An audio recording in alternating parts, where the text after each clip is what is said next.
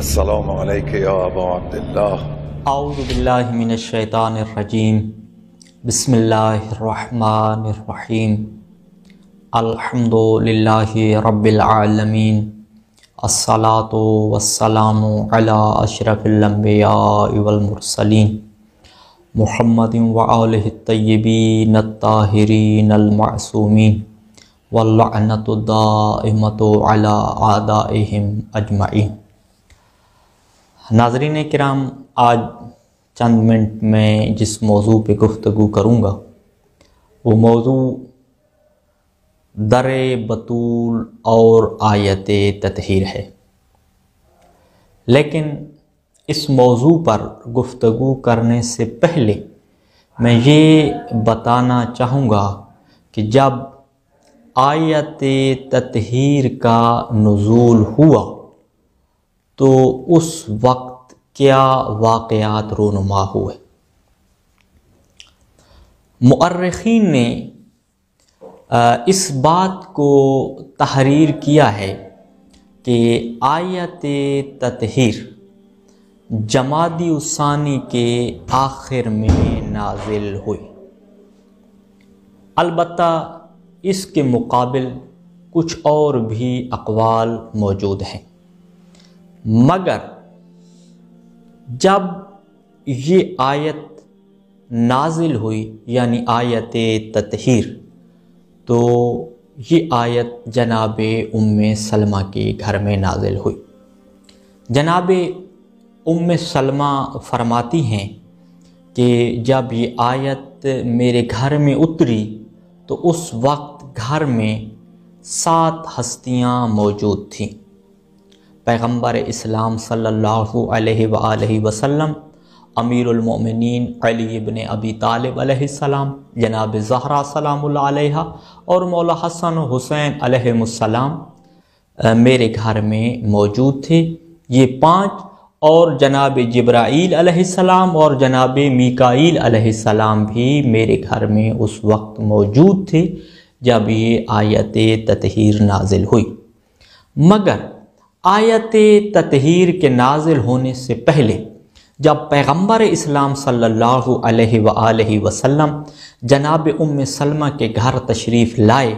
تو اس وقت پیغمبر اسلام صلی اللہ علیہ وآلہ وسلم نے فرمایا کہ اے ام سلمہ، کوئی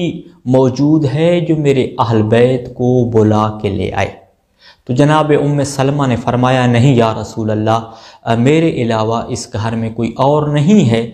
تو اس وقت جناب ام سلمہ سلام اللہ علیہا جاتی ہیں اور امیر المومنین اور جناب زہرا سلام اللہ علیہا اور مولا حسن و حسین علیہ السلام کو بلا کر اپنے گھر لے آتی ہیں۔ تو جب اہل بیت نے جناب ام سلمہ کے چوکھٹ کو عبور کیا تو اس وقت مفسرین لکھتے ہیں کہ پیغمبر اسلام صلی اللہ علیہ وآلہ وسلم نے فرمایا کہ اے ام سلمہ، آپ میری اہل بیت سے ایک طرف ہو جائیں۔ پہلا جو یہ واقعہ، ابھی آیت تطہیر نہیں اتری، اہل بیت جو ہے وہ جناب ام سلمہ کے گھر میں داخل ہو چکے ہیں، جناب ام سلمہ ان کے قریب کھڑی ہے، تو پیغمبر اسلام صلی اللہ علیہ وآلہ وسلم نے فرمایا اے ام سلمہ، میرے اہل بیت سے آپ ایک طرف ہو جائیں۔ اب جناب ام سلمہ کی ایک چادر تھی جس کے بارے میں مؤرخین کہتے ہیں کہ وہ خیبر سے آئی تھی، بعض مؤرخین کہتے ہیں کہ وہ کرمان سے آئی تھی، اور بعض مؤرخین یہ کہتے ہیں کہ یہ چادر یمن سے آئی تھی۔ بہرحال اس بات پہ اتفاق ہے کہ یہ چادر یمنی، خیبری یا کرمانی، یہ چادر تھی جناب ام سلمہ کی۔ پیغمبر اسلام صلی اللہ علیہ وآلہ وسلم نے جناب ام سلمہ کی اس چادر کو لیا اور جناب ام سلمہ کے گھر چادر سے ایک احاطہ بنایا، بالفاظ دیگر گھر کے اندر چادر کا ایک چھوٹا سا گھر بنایا اور اس گھر کے اندر اہل بیت علیہم السلام کو پیغمبر اسلام صلی اللہ علیہ وآلہ وسلم نے داخل کیا۔ جب اہل بیت علیہم السلام اس چادر تطہیر میں داخل ہو گئے تو اس وقت اللہ کے رسول نے ہاتھوں کو بلند کیا، چادر تطہیر کی طرف اشارہ کیا کہ جس کے نیچے اہل بیت علیہم السلام موجود تھے، فرمایا اللہم ہؤلاء اہل بیتی، اللہم ہؤلاء اہل بیتی، اللہم ہؤلاء اہل بیتی، اے اللہ یہ میرے اہل بیت ہیں، اے اللہ یہ میرے اہل بیت ہیں، اے اللہ یہ میرے اہل بیت ہیں۔ اور پھر ایک روایت میں یہ بھی موجود ہے، اور اس روایت کو الاتحاف بحب الاشراف جمال الدین شبراوی مصری نے اس روایت کو اپنی کتاب میں لکھا ہے کہ اللہم استر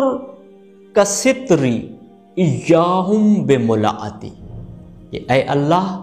ان کو اس طرح محفوظ فرما، ان کی اس طرح حفاظت فرما جس طرح میں نے ان کو اپنی چادر میں محفوظ فرمایا ہے،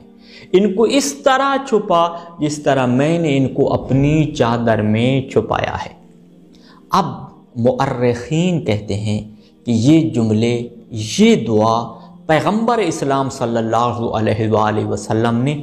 3 دفعہ مانگی۔ جب یہ دعا پیغمبر اسلام صلی اللہ علیہ وآلہ وسلم نے 3 دفعہ مانگی تو اس وقت فَأَمَّنَتْ أُسْقُفَّةُ الْبَابِ وَحَوَائِطُ الْبَيْتِ آمین آمین آمین۔ جناب ام سلمہ کے گھر کی چوکھٹ نے 3 مرتبہ فرمایا آمین آمین آمین، اور اس گھر کی جو دیواریں تھیں ان سے بھی 3 مرتبہ یہ آواز آئی آمین آمین آمین۔ ناظرین کرام، اس کفہ جو ہے حقیقت میں دروازے کی اوپر والی چوکھٹ کو کہتے ہیں، لیکن کبھی کبھی نیچے والی چوکھٹ پر بھی اس کفہ کا اطلاق ہوتا ہے، اور اس روایت میں نیچے والی چوکھٹ کو ہی اس کفہ کہا گیا ہے۔ اور اس وقت دروازے کی چوکھٹ کے پاس جناب ام سلمہ موجود تھی، انہوں نے اس آواز کو سنا، دیواروں کی آمین کو سنا۔ جب سنا تو اس وقت جناب ام سلمہ نے چوکھٹ کے پاس بیٹھ کے اللہ کے رسول سے یہ سوال کیا، اے اللہ کے رسول کیا میں بھی اہل بیت میں شامل ہوں؟ یہ سوال جناب ام سلمہ نے کیوں کیا؟ ناظرین، چادر جناب ام سلمہ کی تھی، گھر جناب ام سلمہ کا تھا، پیغمبر اسلام صلی اللہ علیہ وآلہ وسلم جناب ام سلمہ کے شوہر تھے، تو جناب ام سلمہ کے دل میں یہ خواہش پیدا ہوئی کہ شاید اللہ کے رسول مجھے بھی اہل بیت میں شامل کر دیں۔ اس بات کو مد نظر رکھتے ہوئے جناب ام سلمہ نے کہا کہ اللہ کے رسول کیا میں بھی اہل بیت میں شامل ہوں؟ تو اس وقت اللہ کے رسول نے فرمایا اے ام سلمہ مکانک انک من ازواجی، اے ام سلمہ آپ میری ازواج میں سے ہیں، لیکن آپ جہاں پہ ہیں وہی رک جائیں،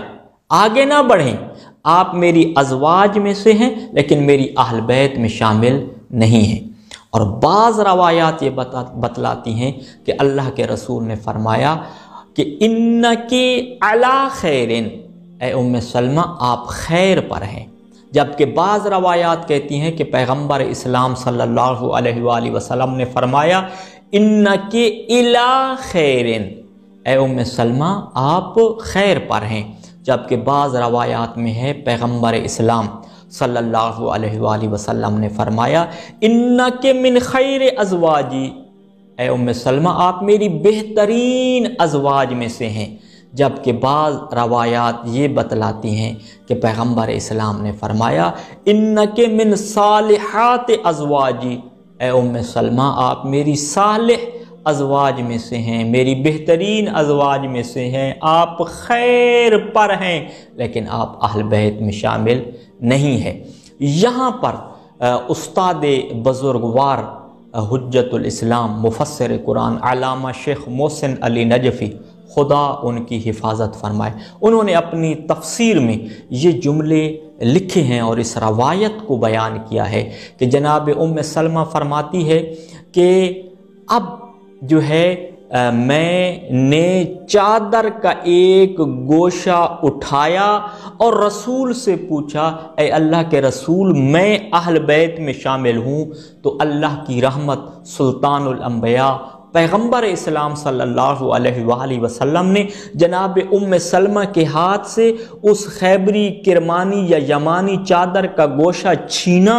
اور چھین کے فرمایا، نہیں اے ام سلمہ، آپ میری ازواج میں سے ہیں، خیر پر ہیں، لیکن میری اہل بیت میں شامل نہیں ہے۔ یہاں پر جناب ام سلمہ فرماتی ہیں کہ میں چاہتی تھی، یہ میری خواہش تھی کہ پیغمبر اسلام نعم کہہ دیں کہ اے ام سلمہ آپ بھی اہل بیت میں سے ہیں، اور رسول کا یہ نعم کہنا میرے لیے ان تمام چیزوں سے بہتر تھا جن پر سورج طلوع کرتا ہے اور جن پر سورج غروب ہوتا ہے، مگر پیغمبر اسلام نے فرمایا نہیں، میرے اہل بیت امیر المؤمنین جناب فاطمہ، امام حسن علیہ السلام اور امام حسین علیہ السلام ہیں، مگر اے ام سلمہ اللہ کے ہاں آپ کے لیے خیر ہے۔ والسلام علیکم ورحمۃ اللہ وبرکاتہ۔